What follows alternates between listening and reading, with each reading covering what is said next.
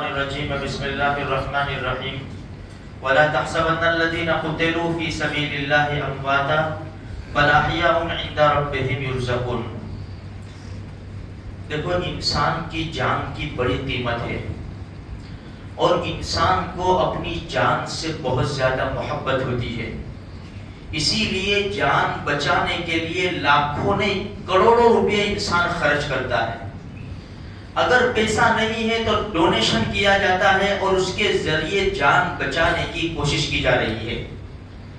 لیکن بڑی عجیب بات ہے، اتنی قیمتی جان، لیکن جب اللہ اور اس کے رسول کی بات آتی ہے تو انسان اپنی جان کی اللہ اور اس کے رسول کے سامنے کوئی حیثیت نہیں رکھتا اور اپنی جان کو قربان کر دیتا ہے۔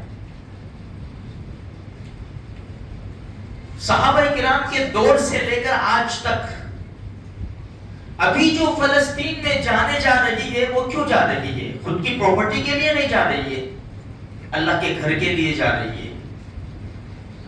اور یہ اللہ کے رسول صلی اللہ علیہ وسلم سے چلا، جو اللہ اور اس کے رسول سے محبت کرتا ہے اس کے لیے جان نچھاور کرنا بڑا آسان ہو جاتا ہے۔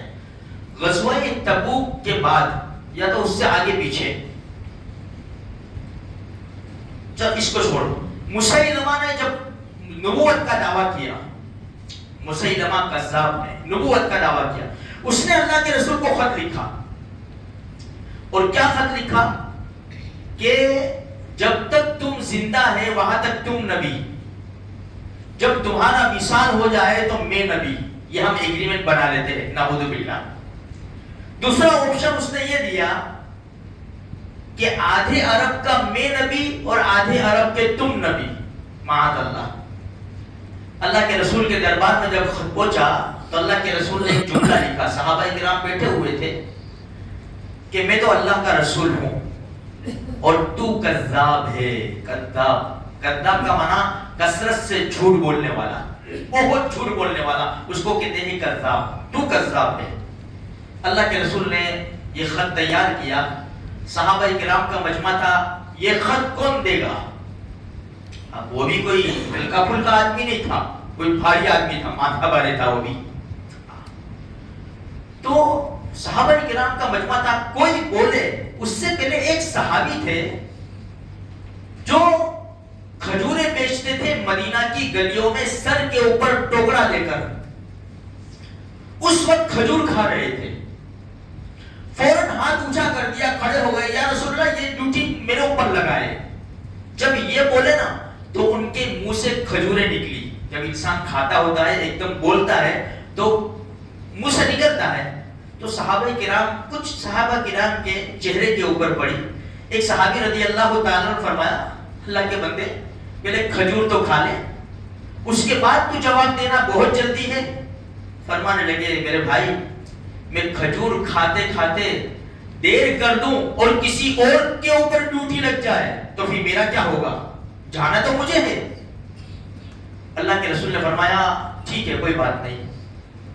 ان کے 12 بچے تھے، 12 بچے، کھجور، چھوٹے موٹے بیپاری، ٹوکرا رکھ کر جو انسان کھجور بیچتا ہوگا اس کی حیثیت کیا ہوگی؟ اللہ کے رسول نے نیزہ دیا، لو، اور اپنی سواری دی اور کہا ڈٹ کر جانا، تو مسیلمہ کے پاس جا رہا ہے، کذاب کے پاس۔ تو نگاہیں نیچی کی، یا رسول اللہ آپ فکر نہ کریں، آپ فکر نہ کریں۔ خیر، یہ جب چلے تو صحابہ کرام دیکھ رہے تھے، فرماتے تھے ان کا انداز ہی بدل گیا، جیسے کوئی بہت بڑا جرنیل جا رہا ہے، اور ایسی دلیرانہ انداز کے اندر وہ سواری کے اوپر سوار ہوئے اور چلے کہ ہم حیران ہو گئے کہ ان کا پورا انداز بدل گیا۔ جب مسیلمہ کے دربار میں پہنچے تو جو نیزہ تھا اللہ کے رسول نے دیا تھا وہ گاڑ دیا، زمین کے اوپر گاڑ دیا۔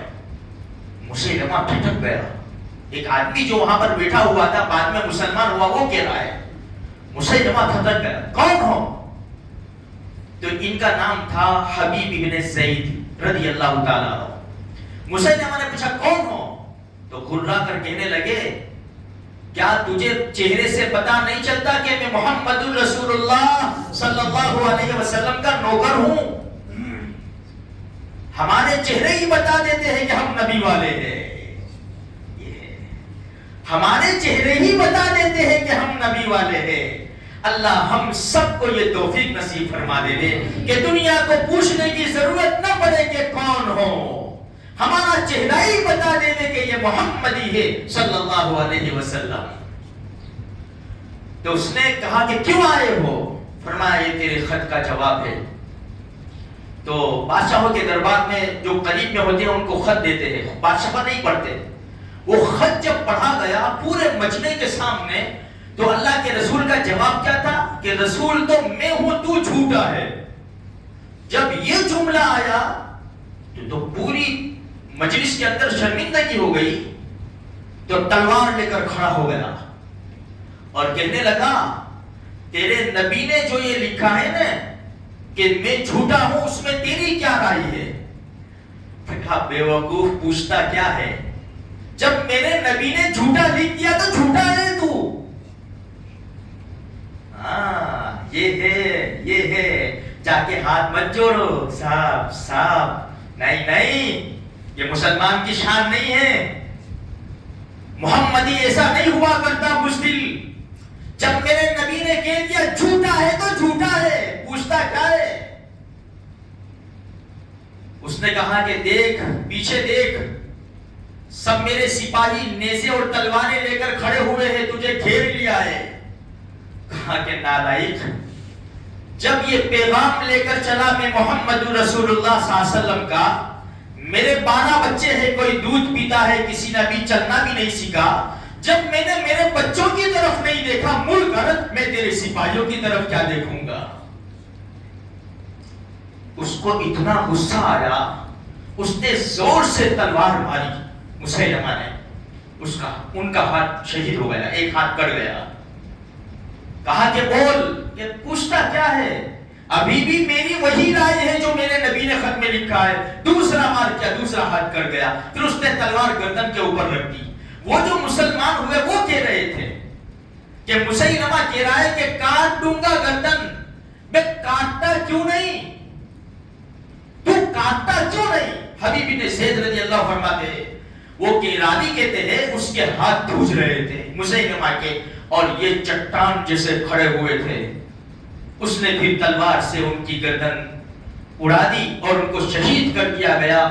مدینہ منورہ میں اللہ کے رسول کی آنکھوں سے آنسو جاری ہو گئے۔ صحابہ نے پوچھا یا رسول اللہ کیا ہوا؟ حبیب ابن زید کو شہید کر دیا گیا اور اللہ نے جنت کے سارے دروازے اس کے لیے کھول دیے، جہاں سے داخل ہونا چاہے وہاں سے داخل ہو جا۔ ہمارا یقین ہے شیخ اسماعیل شہید رحمت اللہ علیہ کے لیے بھی اللہ نے سارے جنت کے دروازے کھول دیے ہوں گے۔ جا جہاں سے چاہے تو چلا جا، تو نے امت کی بڑی خدمت کی ہے، تو آیا بھی ہے ہمارے پاس، آیا بھی ہے تو مسجد اقصی کا نام لے کر آیا ہے۔ بڑا عجیب میسج آیا آج، ان کے کتنے بچے پوتے سب شہید ہو گئے۔ آج انہوں نے بھی کہا ہوگا، سارے بچوں نے بھی مل کر کہا ہوگا، لو بابا جان بھی آ گئے، لو دادا بھی آ گئے ہیں، لو نانا بھی آ گئے۔ میرے بھائیوں، اس کو کہتے ہیں قربانی۔ بغیر قربانی کے دین نہیں پھیلتا۔ آج میں اور تم مستی سے زندگی گزار رہے، اللہ کے احکام توڑ رہے، نمازیں چھوڑ رہے، ہمارے چہروں سے پتہ نہیں چلتا کہ ہم مسلمان ہیں۔ میرے بھائیوں، رحم کھاؤ اپنی جانوں کے اوپر۔ کل قیامت کے میدان میں حبیب ابن زید سے لے کر شیخ اسماعیل شہید رحمت اللہ علیہ اور ان کی اولاد اور فلسطین کے معصوم بچوں کو ہم کیا جواب دیں گے؟ اپنی زندگی کو موڑو، رخ بدلو، آ جاؤ اللہ کے دربار میں، سب بھائی بن جاؤ، آپس کے جھگڑوں کو ختم کرو۔ دشمن ہمارے سروں کے اوپر مسلط ہے، ہمیں مستعد اور تیار ہونا ہے۔ ہمیں پکے سچے مسلمان بن کر اپنا ثبوت پیش کرنا ہے، اور جب اس دھرتی کے اوپر کوئی بھی طاقت ہمارے سامنے آوے، ہمارا ایمان دھندلا نہیں ہو جانا چاہیے، ہمارا ایمان کمزور نہیں ہو جانا چاہیے۔ ڈنکے کی چوٹ ہم لا الہ الا اللہ پڑھتے ہیں، پڑھیں گے اور اسی کلمے کے اوپر انشاءاللہ جان دیں گے۔ اللہ مجھے آپ کو سارے مسلمانوں کو ایمان کے اوپر خاتمہ نصیب فرمائے۔